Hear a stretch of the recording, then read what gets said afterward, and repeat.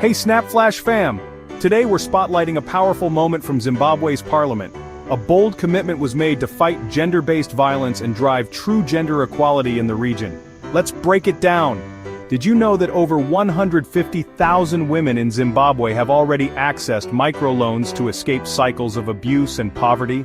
And that the country is leading legislative reforms to end child marriage? Stay tuned to hear how Zimbabwe is turning words into real change, and what it means for the rest of Southern Africa. Before we get into it, don't forget to subscribe and hit the notification bell. We bring you the real stories shaping Africa. Straight, sharp, and to the point. At the 57th SADC Parliamentary Forum in Zimbabwe, Member of Parliament Lynette Karenyi-Kore made it crystal clear: gender-based violence has no place in the region. She acknowledged the progress made but didn't shy away from the facts. GBV continues to threaten lives and derail development. Her message: Zimbabwe is not backing down. As Zimbabwe, Mr. President, we are deeply concerned that despite notable progress, gender-based violence continues to undermine the dignity, safety, and potential of countless women and girls across our region.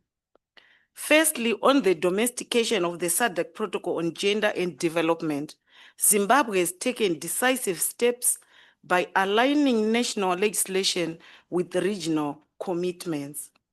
The Domestic Violence Act, the Criminal Law Code, and the Marriage Act of 2022, which sets the legal age of marriage at 18, are all landmark achievements which the Parliament of Zimbabwe has passed to date.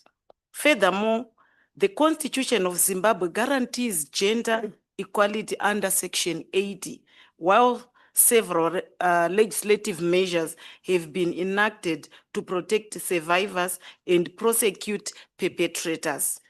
Furthermore, Mr. President, Zimbabwe launched the National Strategy on GBV 2023 to 2030 to guide multi-sectorial effects in prevention, response, coordination, and evidence building. Zimbabwe has also operationalized one-stop centers offering health, legal, and psychosocial services under one roof. It has strengthened the victims-friendly system, which includes specialized police units and courts handling GBV cases with sensitivity. Furthermore, Mr. President, Zimbabwe recognizes that addressing gender BV requires both institutional commitment and community transformation. Therefore, programs that engage traditional leaders, religious institutions, and youth-led groups have been scaled up to challenge harmful social norms and drive behavioral change. Public education campaigns and digital awareness initiatives, particularly during the 16 days of activism against gender-based violence, have also been key to reaching remote populations. Mr. President, economic empowerment is one of the strongest antidotes of GBV.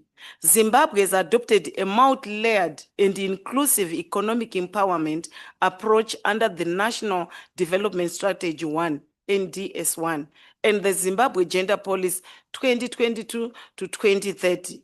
Furthermore, the National Youth Policy 2020 to 2025 lays the foundation for inclusive youth participation in economic development.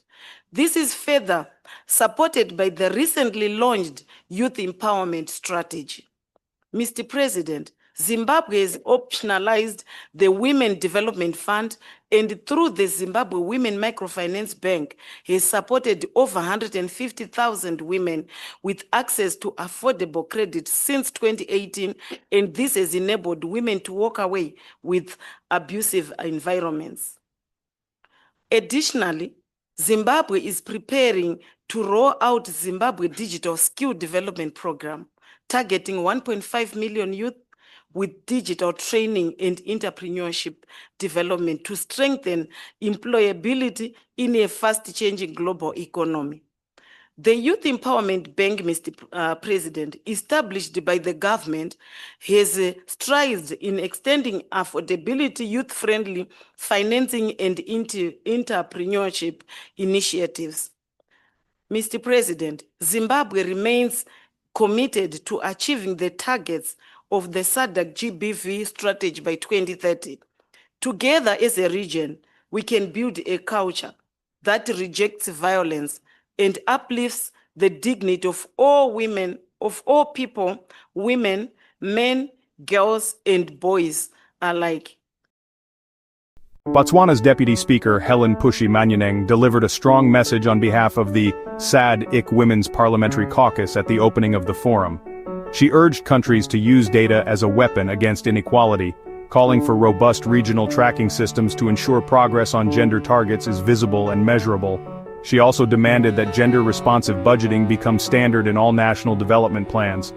We note with appreciation Zimbabwe's advancement in institutionalizing gender equality through the establishment of the Zimbabwe Gender Commission and the 3 dedicated parliamentary standing committees on gender equalities, of which was rightly celebrated as the regional best practice. This has of course opened economic pathways for women through various initiatives such as the Zimbabwe Women Microfinance Bank. Round of applause for that.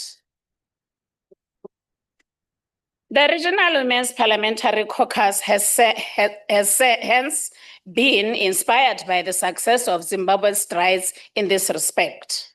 This is enough evidence that indeed transformational change is a reality and is already unfolding in our midst. Let us be inspired.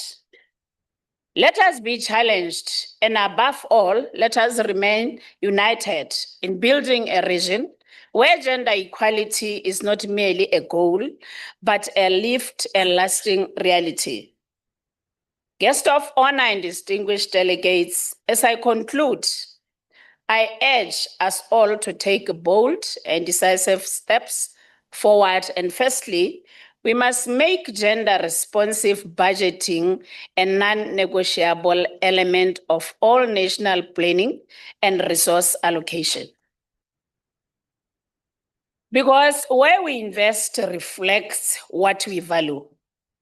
Secondly, we must build stronger regional data systems to effectively track, measure, and accelerate progress on gender indicators.